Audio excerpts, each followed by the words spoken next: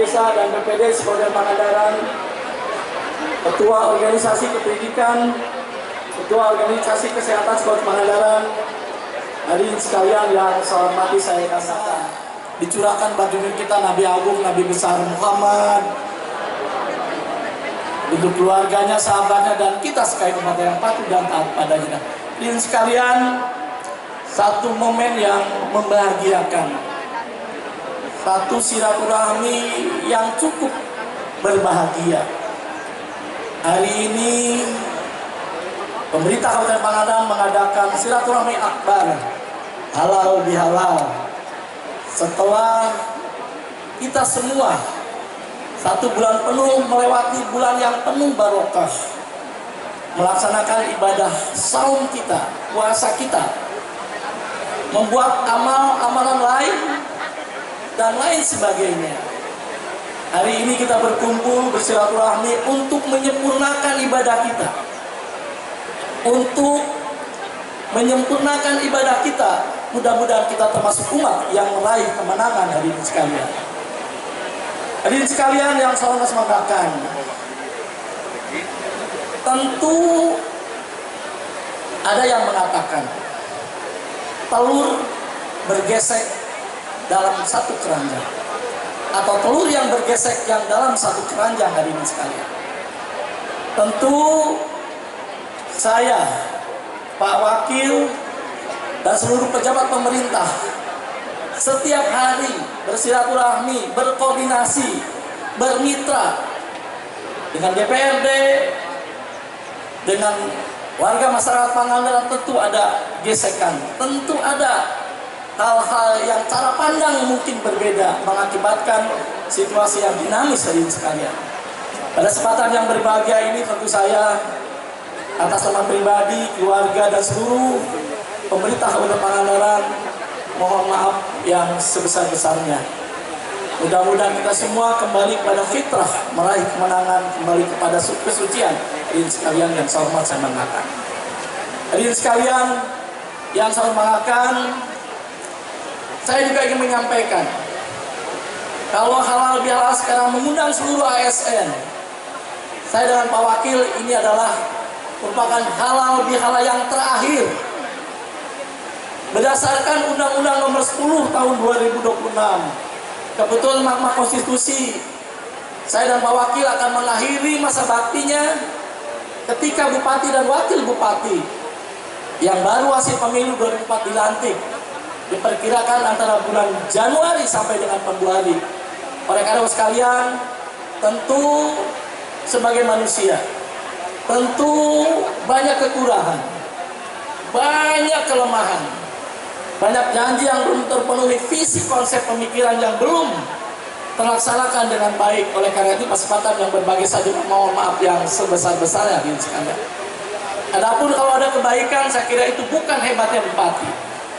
Kalau ada prestasi, bukan baik bupati, itu adalah kewajiban pemimpin yang dipilih, yang diamanatkan oleh masyarakat, hadirin sekalian. Saya tentu sangat mendengarkan dinamika, kelah kesah, dan kritik dan lain sebagainya. Ketika Ketua MUI menyampaikan tentang hakikat kekuasaan dan khutbah Idul Fitri kemarin, bagi saya adalah di atas apapun, bagi saya adalah satu masukan yang sangat berharga untuk kita perbaikan ke depan, hadirin sekalian. Hadirin sekalian yang saya banggakan, kemarin pemilu berjalan dengan baik, alhamdulillah berjalan dengan lancar, dan apapun hasilnya adalah pilihan rakyat. Tentu kita harus menghormati dan kita harus menghormatinya untuk itu semua, hadirin sekalian. Oleh karena kesempatan yang berbahagia ini, ucapan terima kasih KPU, Bawaslu, penyelenggara pemilu, Pak Kapolres, Pak Dandim, Unsur Forkopimda, Pak Camat, Pak Nutamil, membantu pelaksanaan sehingga berjalan dengan baik, hadirin sekalian. Insya Allah kita akan kembali menghadapi pesta demokrasi. Tanggal 27 Oktober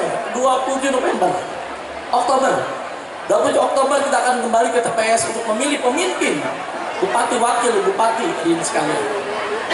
Hal yang paling prinsip bukan siapa yang menang, bukan siapa yang kalah, tapi pemilihan bupati harus menghasilkan sebuah kepemimpinan yang lebih baik dari hari ini, yang lebih baik dari kepemimpinan yang sebelumnya, hadirin sekalian. Hadirin sekalian, Kalau ada kekurangan, tentu menjadi bagian untuk menyempurnakan kekurangan itu. Dan tentu ada kebaikan, tentu menjadi bagian untuk mempertahankan dan menjaga dan meningkatkan kebaikan-kebaikan itu, hadirin sekalian. Indeks-indeks makro, indeks-indeks yang menunjukkan keberhasilan, indeks-indeks yang menunjukkan ketidakcermatan, tentu menjadi perhatian kita semua. Keberhasilan sebuah pemilu terletak pada bagaimana masyarakat memahami hal yang paling fundamental. Pemimpin lahir adalah untuk kepentingan kita semua, hadirin sekalian.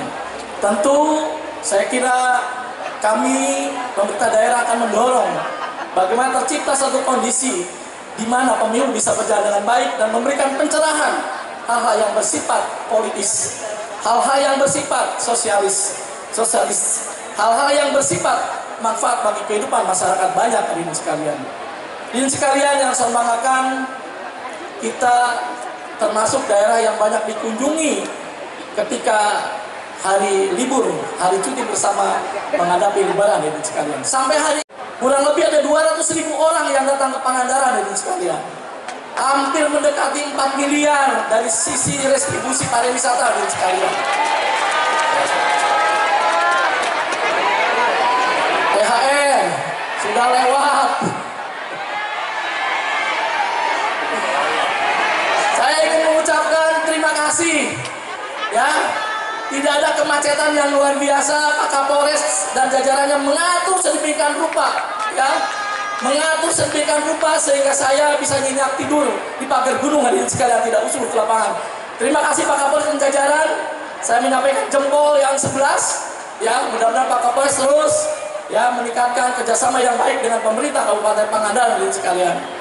Itu yang saya sampaikan pada kesempatan yang berbahagia ini, di hari yang berbahagia ini, hadirin sekalian. Saya bacakan pantun dan mau dijawab dengan cakep. Ciciran lebaran ayah hilalna, bala kecelakaan muang belum patin. Punten dinten iya urang halal lebih halal. Apunten lahir sinaran batin. Terima kasih.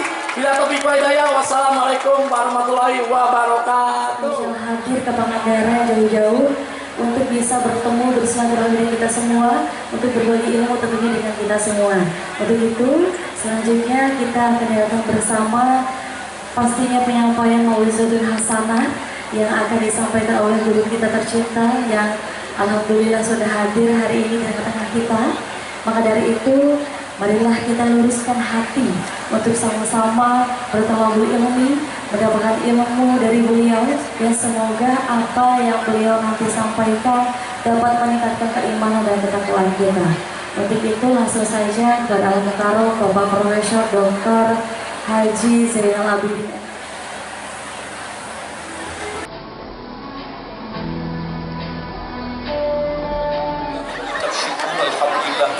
Allah Subhanahu wa Ta'ala atas berbagai kenikmatan yang telah Allah limpahkan kepada kita. Kata Dale Carnegie, hidup ini sangat singkat, tapi jangan dianggap berat. Hidup harus diringankan. Siapa yang meringankan hidup? Diri kita masing-masing. Mengapa kita bersyukur nikmat? Pertama, kenikmatan itu hakikatnya bukan milik kita. Buktinya apa? Jangankan wanita, putra, permata, tahta, harta, Toyota, senjata, dan kuota. Hari ini duduk di tempat ini sambil bernafas, sambil menilik, melihat ada yang melotot, ada yang sedang mulai tidur juga. Ini kenikmatan yang tidak bisa kita hidup. Jadi kenikmatan tidak akan bisa hidup. Yang ketiga, kenikmatan itu bukan barang gratis. Apa buktinya bukan barang gratis? Karena Allah akan meminta pertanggungjawaban al-iqbal kenikmatan. Dalam surah yang sangat pendek yang kita hafal semua dalam Al-Quran, Allah menyatakan, "Tsumma latus'alunna yawma idzin 'anil na'im." Kemudian kalian semua akan diminta pertanggungjawaban hal iqbal kenikmatan. Kalau ada kata-kata pertanggungjawaban, maka maka berarti bahwa kenikmatan itu bukan gratisan yang diberikan Allah kepada kita. Mahkamah luar biasa, mahkamah yang tidak ada intervensi siapapun. Kita hidup lagi secara individual di tengah-tengah masyarakat atas sistem komunal. Besok bisa kita menghadapi diri secara individual. Itulah sebabnya mahkamah luar biasa di sana tidak akan ada kong kali ini. Bukan uangnya, karena materi atau uangnya itu terbatas waktunya. Misalnya begini, ada orang yang mau pulang dari Pangandaran ke Bandung, naik bis Budiman katakanlah, atau sebaliknya dari Bandung mau ke Pangandaran. Begitu naik bis di Cicahem atau di Pul Budiman, tiba-tiba udah duduk di kursi mobil jok, ya siap-siap ongkos. Begitu diambil, dompetnya hilang, langsung bergumam, astagfirullah ya Allah. Mungkin di Bandung ini masih gentayangan sisa-sisa preman pensiun. Terbayanglah cerita itu. Turun lagi dia.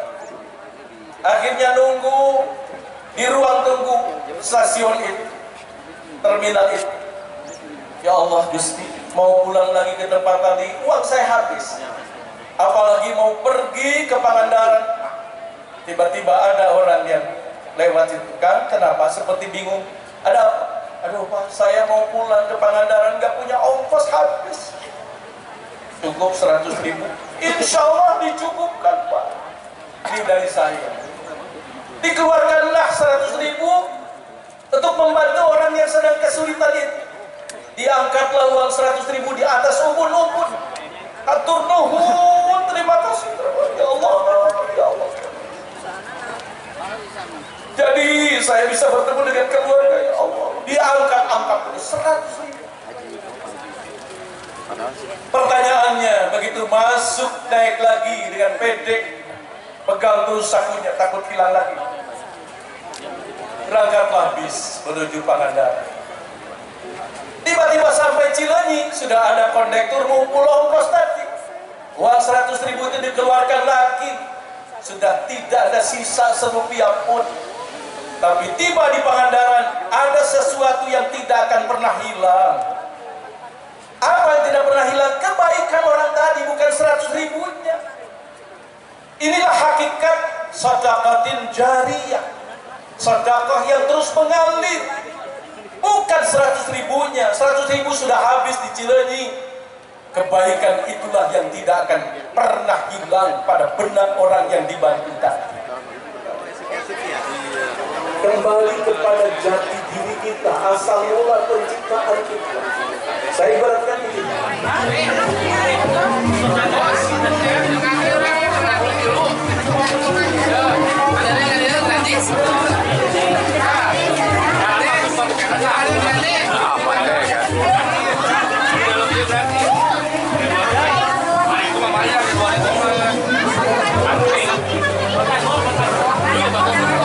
Sarapan, Bu? Iya dong. Bonur ini bonur baru sarapan ya. Sarapannya orang Jepang pakai dimsum. Oh, ini apa? Apa namanya? Dimsum, dimsum. Dimsum. Dimsum ya. Oh ya, ada dimsum. Dimsum ya. Yang 5. Supri satu lagi, Sob. Satu doang. Terima kasih.